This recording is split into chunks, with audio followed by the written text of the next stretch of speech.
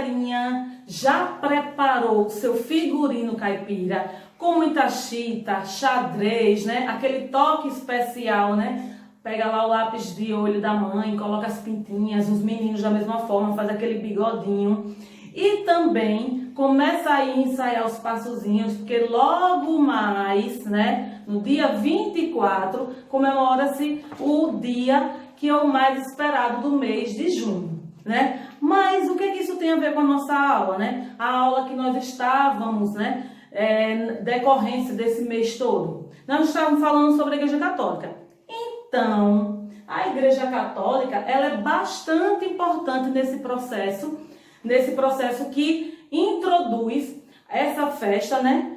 Mas agora eu vou explicar, né, direitinho, como é que surgiu essa festa. Por que as pessoas dançam em volta da fogueira, né? Esses festejos, eles começaram a ser celebrados, né, por uma festa pagã. Por quê? Porque os europeus, eles começaram no início do verão, dançando em volta da fogueira. Por quê? Porque era o verão, né, uma época boa para a colheita, de clima muito ameno. Só que uns anos depois, a Igreja Católica, ela aí coloca essa festa, né, essa festa cristã, começa a ser chamada festa joanina. Isso mesmo, joanina. Engana-se, né, que a gente pensa que esse nome é dado pela causa da festa de junho. Também pode ser porque hoje, né, essa festa ela celebra os 3 santos juninos, né? Santo Antônio, São João e São Pedro. Santo Antônio, dia 13 de junho. São João, no dia 24 de junho. E São Pedro, no dia 29. O nome vem da festa joanina, em homenagem a João Batista. Mas como são homenageados 3 santos, virou festa junina. Quando os portugueses, né, eles vieram para o Brasil, eles trouxeram essa tradição para o nosso país.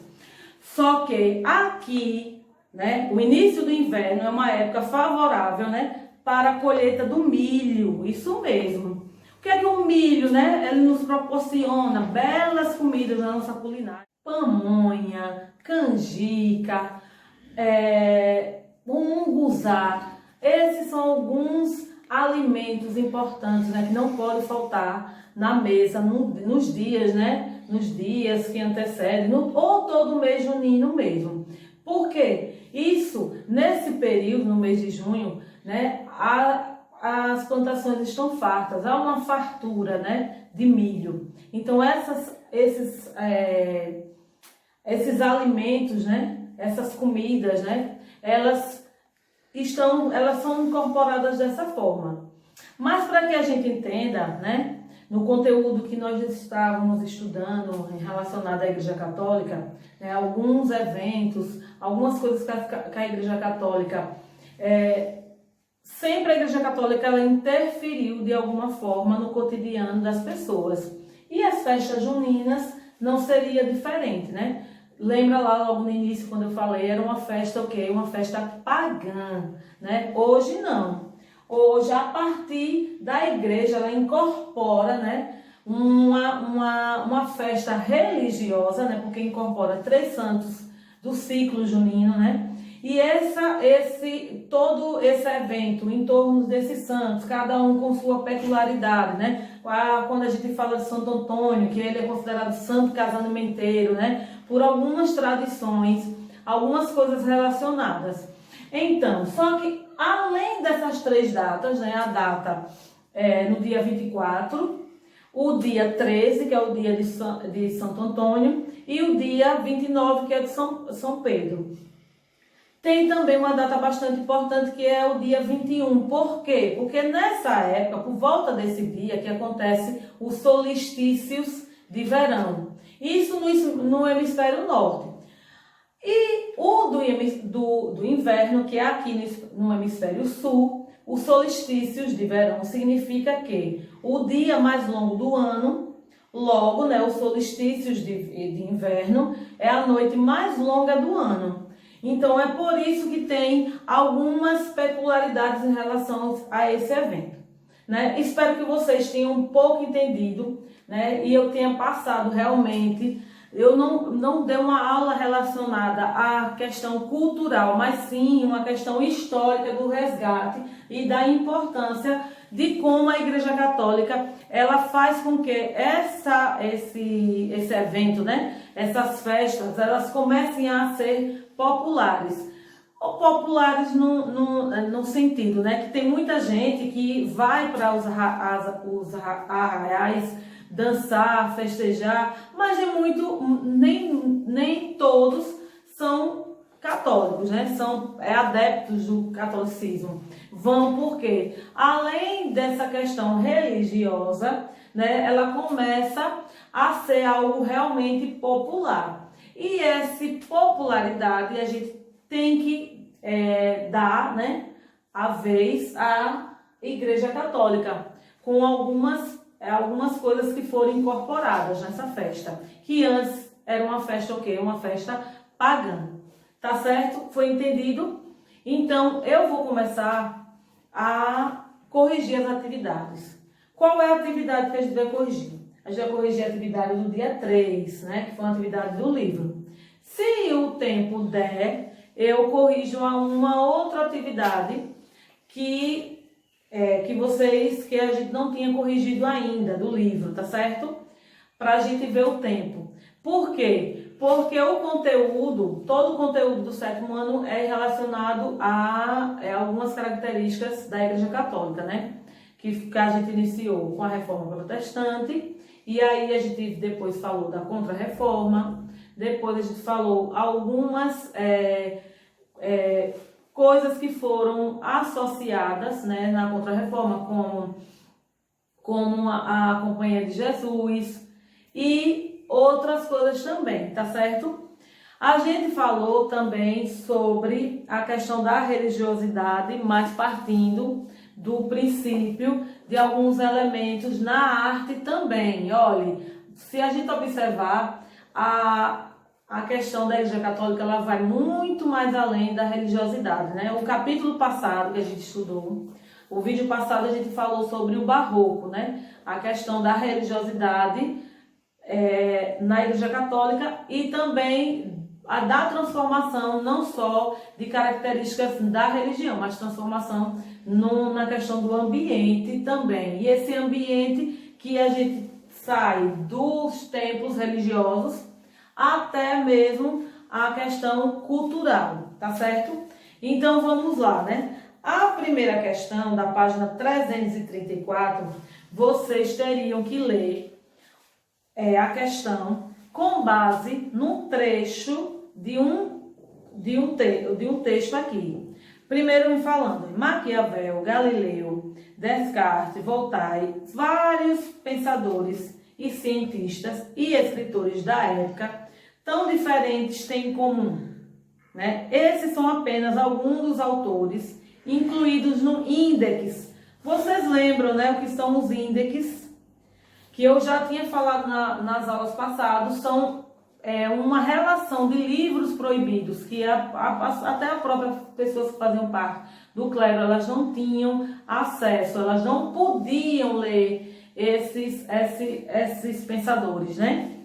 Então, esses são apenas alguns dos autores incluídos no índice, né? Que é chamado Librário Profilário da Igreja Católica. A maior e a mais influente lista de livros proibidos da história. O índice vigorou por mais de 400 anos, entre 1559 a 1966, né? Então, até o século XVIII, quando o índice já perdia influência, leitores que ousassem possuir obras vetadas ocorriam risco de serem julgados por tribunais de inquisição como hereges. Para os autores, né, as penas eram mais graves, que o diga o teólogo Giordano Bruno, que foi executado na fogueira em 1600. Então, vamos lá. Na letra A, qual é o tema principal do texto? O texto fala de quê, gente? Hein? Óbvio, né? Resposta: livros proibidos pela Igreja Católica. Tá certo? Na letra B, Em que período o índice laboratório profilatório vigorou? Vocês vão colocar o ano que foi vigorado, que ele foi instituído, que foi 1559 a 1966, tá certo? 1599 ou 1559 a 1966, tá certo? Letra C. Que tipo de livro costumava fazer parte da lista? Então, quais são os livros? Os livros com conteúdos considerados imorais e contrário aos pontos de vista da doutrina católica. Então, todos aqueles que falavam, pregavam coisas que eram contrárias à igreja eram proibidas. E, obviamente, também coisas falando de moralidade, da sexualidade, né? Coisas que tivessem um aprofundamento na questão sexual, eram vedados, tá certo? Na letra D, de acordo com o texto, o que poderia acontecer com os leitores que não seguissem as recomendações do Index Laboratory Prolactory? Então, os leitores que não seguissem as recomendações do Index, né, eles eram acusados de heresia pelos tribunais de inquisição. Muitos podiam, quando se tratavam de autores, eles podiam, né, ser até executados, como cita o texto o teólogo Giordano Bruno. Na letra E, é uma questão pessoal. Qual a sua opinião sobre a instituição proibir pessoas de lerem determinados livros? Então, aí é uma questão que vocês têm que levar em consideração. A questão do período. Claro, se eu perguntar hoje a você, você vai dizer que é um absurdo, né? A proibição. Mas vocês têm que levar em consideração todo o processo, o porquê, tudo aquilo, né? Mas é uma questão também pessoal. Logo abaixo vem assim: faça uma breve pesquisa para você saber quem foi Giordano Bruno, né? Que o teólogo citado no texto, e por que ele foi condenado pela igreja. Depois vocês teriam que registrar no caderno as informações que você encontrou, né? Então, isso aí eu espero que vocês tenham feito realmente a pesquisa, porque ele, além de ser um teólogo, ele influenciou esse período, né? Eu não vou começar aqui a falar, eu acredito que vocês tiveram a oportunidade de fazer a pesquisa para vocês se aprofundarem mais sobre esse autor importante, esse teólogo, tá certo? E na página 335, que é a última página, a gente observa que sempre vocês vão observar que no livro de vocês trazem essa seção aqui, que é intitulada de Retomando, né? Que é uma oportunidade que vocês têm de retomar algumas questões sobre o que vocês estudaram, né? Ou seja, dentro do contexto estudado, a gente vai retomar questões religiosas desde a Europa durante o século XVI, além de diversas transformações ocorridas nesse período, né? Então, vamos lá. Tem aqui a prensa de Gutenberg, que eu expliquei qual foi a importância dessa prensa. Essa prensa, ela possibilitou o quê? Quando Martinho Lutero, ele vai lá e prega as teses dele no castelo, né, de Wittenberg. Por que aquilo ali se propaga tão rápido? Por conta da invenção da prensa. Porque a prensa foi um instrumento responsável por distribuir, né? Ela fazia várias cópias. Então, foi a partir daí que esses pensamentos dele foi para toda a Europa. Então, foi mais rápido, né, o que ele queria. Diferente como era antes, que era uma pessoa que ia lá, copiava aquilo. Então, demorava muito tempo para se copiar alguma coisa. Com a prensa, não. Então, um fato importante. A outra palavra é reforma protestante. Então, vocês já sabem como encaixar aqui. O que foi a reforma protestante?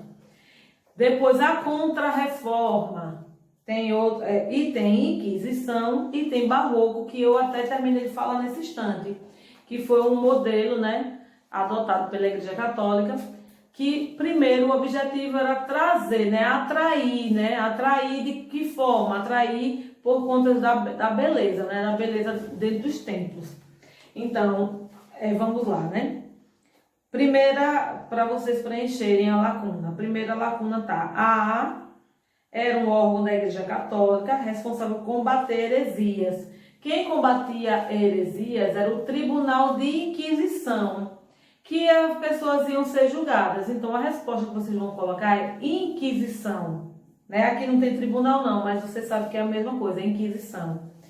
Depois, tem mais lá embaixo, foi uma reação da Igreja Católica às críticas feitas a ela durante o século XVI. Então, quais foram? A Contra-Reforma, que foi uma resposta, não, uma reação da Igreja Católica em relação a todas as críticas feitas pela Reforma Protestante. Depois, lá embaixo, tem o estilo artístico conhecido como... era caracterizado pelos exageros e pelos grandes números de detalhes. Já sabe, o barroco, né? Além de, como eu disse, como é que eles chamavam a atenção das pessoas? Através do exagero. E esse exagero era em forma de, realmente, de peças, em detalhes, né? Incorporados. E esses detalhes, a maioria das vezes, eram incorporados com ouro mesmo, metais preciosos. No século XVI, foi responsável pela criação de novas religiões. Então, no século XVI, início da Reforma Protestante. Tá certo? Então, a resposta é Reforma Protestante.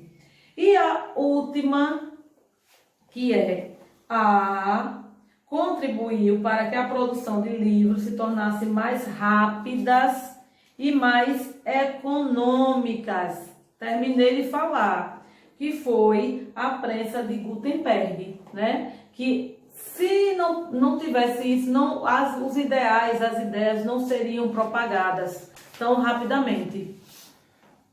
E aí, espero que vocês tenham respondido direito, né? Tenham colocado. Na próxima aula, a gente vai abordar, né? Vai colocar vai ser atividade relacionada ao Renascimento, outra atividade que é mais uma atividade que a gente diz que é uma revisão, porque a gente vai colocar as bases do Concílio de Trento, né? Sempre você vai ver que a quarta questão vocês vão ter que se basear pelo texto, né? Que esse texto aqui, ele vem falando sobre o conteúdo anterior.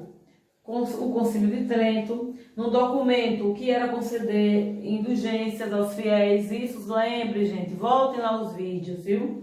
Depois, na letra C, citar as medidas tomadas pela Igreja Católica na época da Contra-Reforma. Então, é uma atividade que vocês já estão vendo muito. Eu acredito que é um conteúdo que é tão bom que ele não está deixando dúvidas, né? E na quinta questão e última aqui, vocês vão colocar aqui característica de cada movimento. O luteranismo, o calvinismo e o anglicanismo.